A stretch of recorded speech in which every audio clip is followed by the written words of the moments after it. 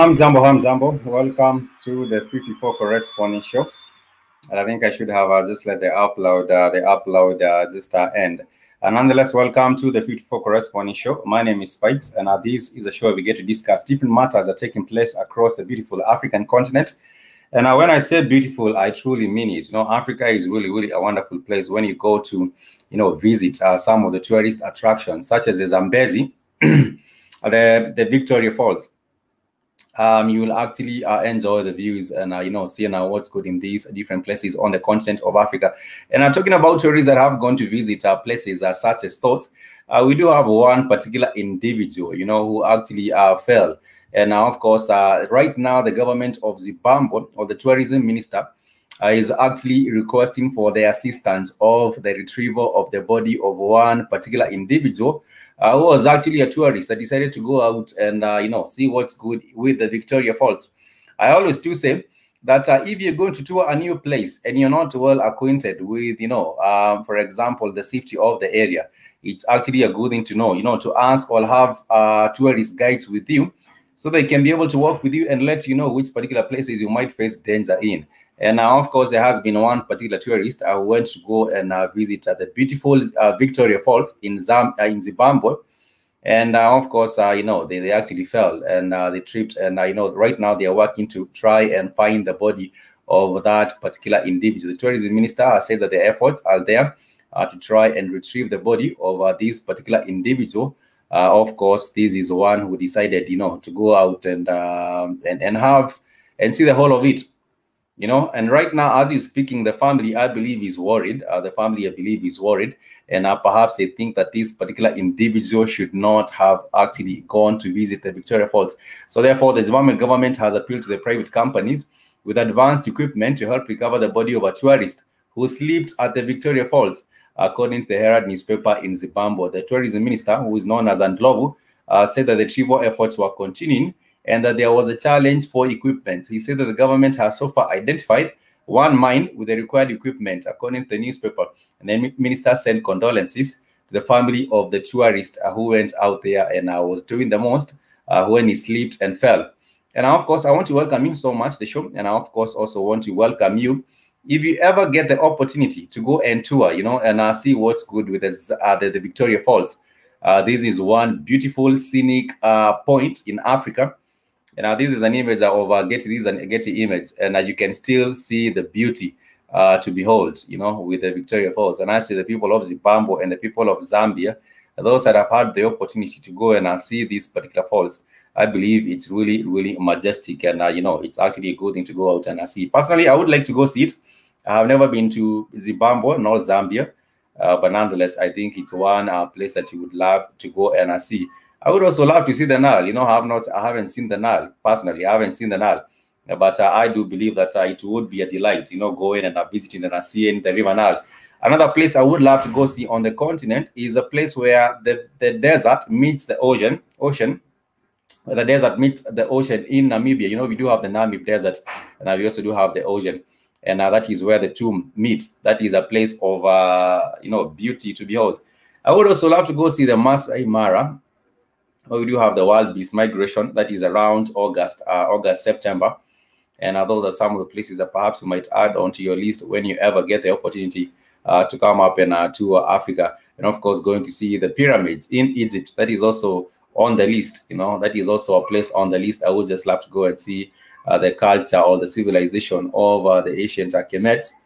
And of course, that is in Egypt. And of course, we are hoping that perhaps even as we name these particular places, that this year, with the Black Hot Fire family, we shall be able to get the opportunity to go and tour Africa. And we have been to Rwanda so far. We have also toured Tanzania so far with the family. That was last year with the Black Hot Fire family, the likes of Sister Nishpenda, Ziman Kondo, Sister Kami, and we're also hoping to be joined by Sister Angela Morris. But then again, COVID came, and all the plans were thwarted. People could not be able to embark on planes and and travel to different places. But nonetheless, we hope that this particular year things look up for the network and for all of us as a family, as a Black Hot Fire family. We are hoping that things go particularly better than last year. In regards to the possibilities of traveling. I would also love to go see, the Gambia and places like Ghana. But for now, our hopes and our vision, all our focus is really on Tanzania once again, to embark on a trip to Tanzania, perhaps later in April. If you haven't checked out some of those videos, I believe they are still all on our channel. Yesterday, we did have the striking of our channel, and it's unfortunate that we are not able to stream on that particular one, and therefore, if you are watching, kindly subscribe to this particular channel. Kindly subscribe to this particular channel. This is our backup and alternative channel.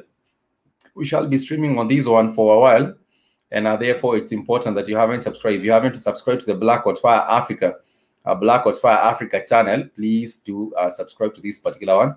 And of course, I want to thank you for your support and your time, and of course, being part of the Black Hot Fire Network family.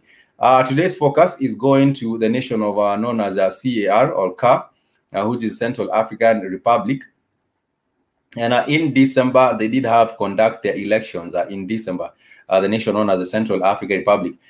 There is not a lot of news that often come up from the Central African Republic, apart from sometimes you hear about the attacks of by the militia groups and people trying to convert people into, the Islamic militants. And of course, right now there has been the recent elections that did take place in December, and the incoming president has won a second term. I like to use the term "won" loosely because there is right now, as you speak, there has been 10 opposition leaders who have decided to go out there and say that these particular elections was a sham. It was another scam where people go out very, very early in the morning, just like any other African country where we do have the elections. But not just in Africa. I believe, when it comes to the rigging of elections, it doesn't just happen in Africa. It happens worldwide, but in Africa, it's more prevalent. If you go to Africa, countries such as the Central African Republic, you will find a lot of the prevalence of the stealing of votes and the conducting of elections. These elections, of course, they have been contested as it is. But the 10 candidates called for an outright cancellation of the elections in this particular country. They have said that there was a lot of irregularities that were experienced during this particular election. Let me share these with us briefly.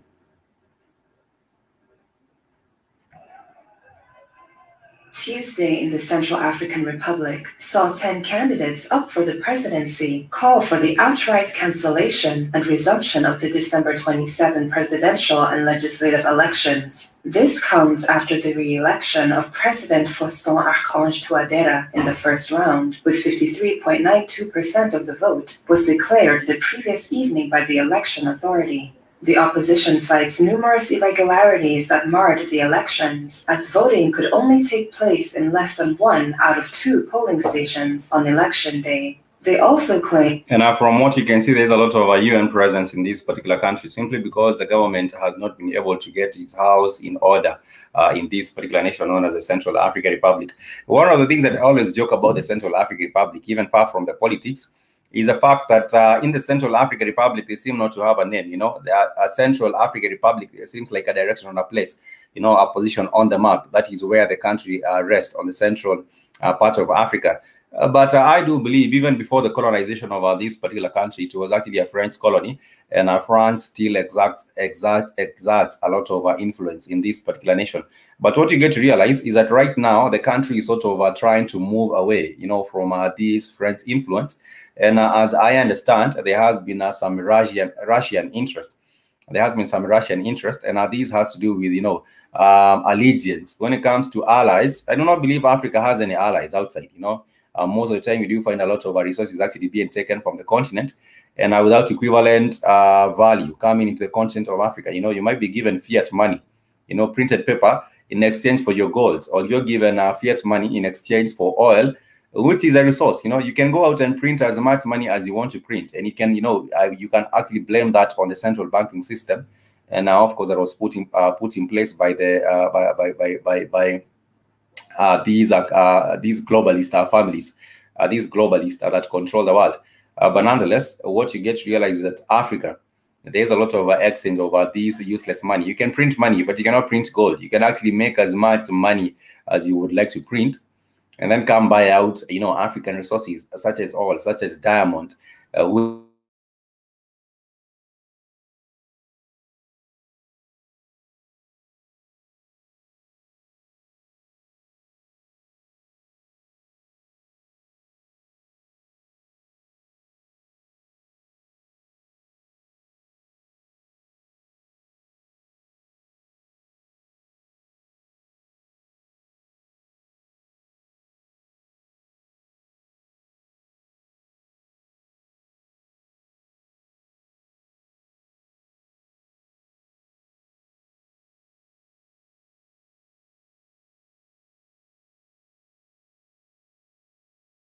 of external influence.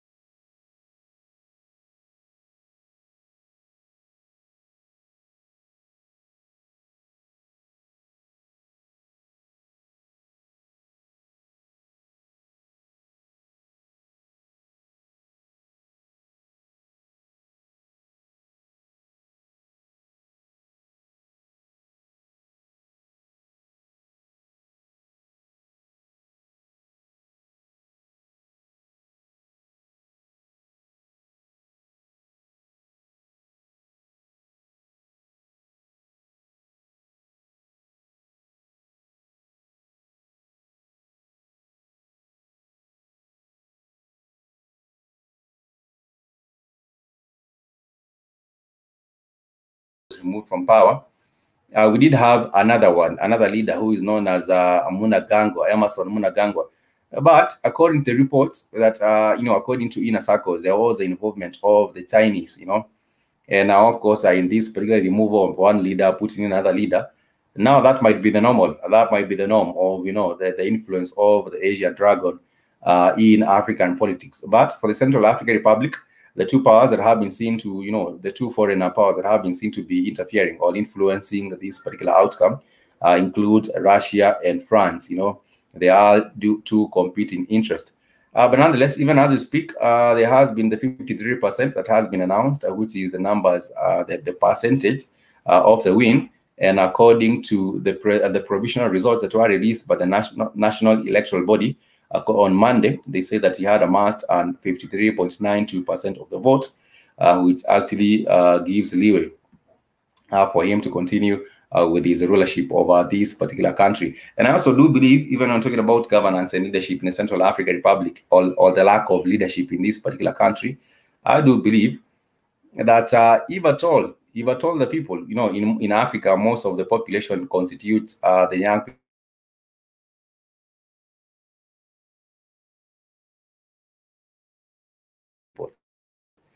If the young people would also come up, for example, we saw in Sudan, we shall not have Omar Bashir anymore, because at the end of the day, you look at what is being offered, what kind of a leadership, what does the leadership guarantee you? What does the leadership offer you in this and that particular kind of a situation?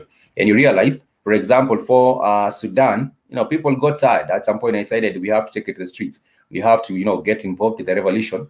And this revolution led to the ouster of the autocrat. That was Omar Bashir. And he was also locked up and was the institution of a transitional government. And this transitional government has been in power for a time now, before there is organizing of the free and fair elections, which is led by, this particular transition leader who is known as a Hamdok. Nonetheless, I do say that we as Africans, especially the African youth, we do have the power in our hands. I do believe that we do have the power in our hands.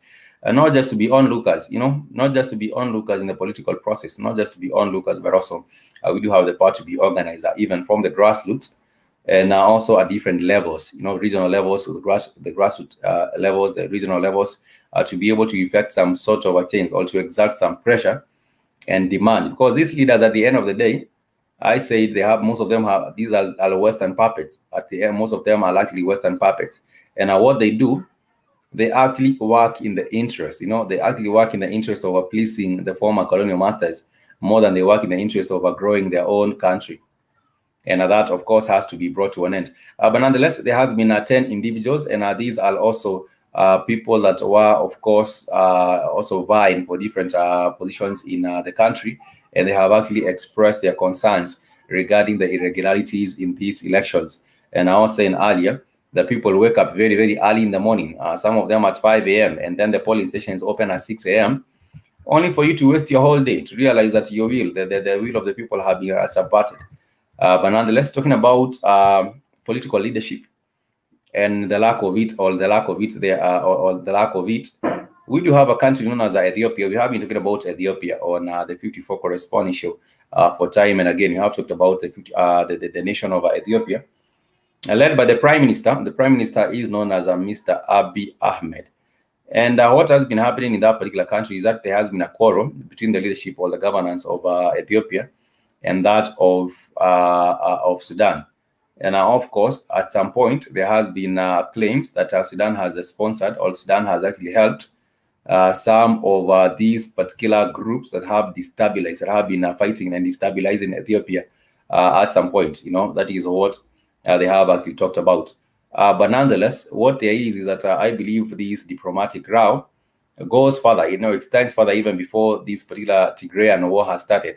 And now, of course, even as you're speaking about Ethiopia, what is happening is that the Ethiopian government has promised to repair the centuries-old mosque that was damaged during the conflict in the northern Tigray region.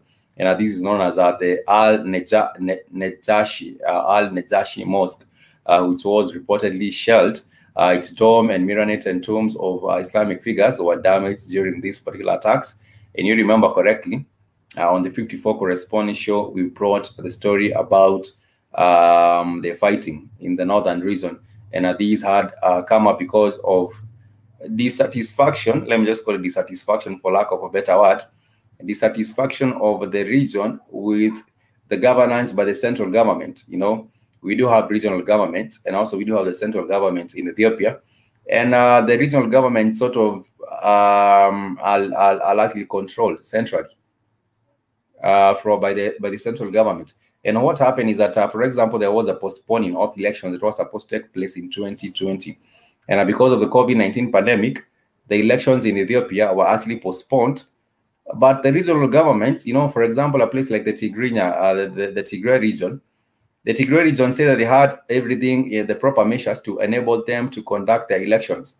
But the central government did not allow for that, and therefore there was a lot of dissatisfaction with the governance from the central government level, and these resulted to the attacks of the central government army by the TPLF, which is the army, the regional Tigray army, and that was, you know, the start of the conflict. But I always do say that even before that, I believe there was some other underlying quarrels or other underlying reasons for that kind of a quarrel to have, you know, resorted to the fighting and the killing of different people in this particular region. And one of the areas that I was actually affected was this particular mosque. And now, of course, the mosque has been there for centuries. You know, local Muslims believe that 15 disciples of Prophet Muhammad are buried in the damaged tombs. And they also say that the mosque is the oldest in Africa, though others believe that the title belongs to the one in Egypt. I do believe in Egypt there has been old mosques, not just in Egypt, but even in West Africa. I believe there are so many of them, which is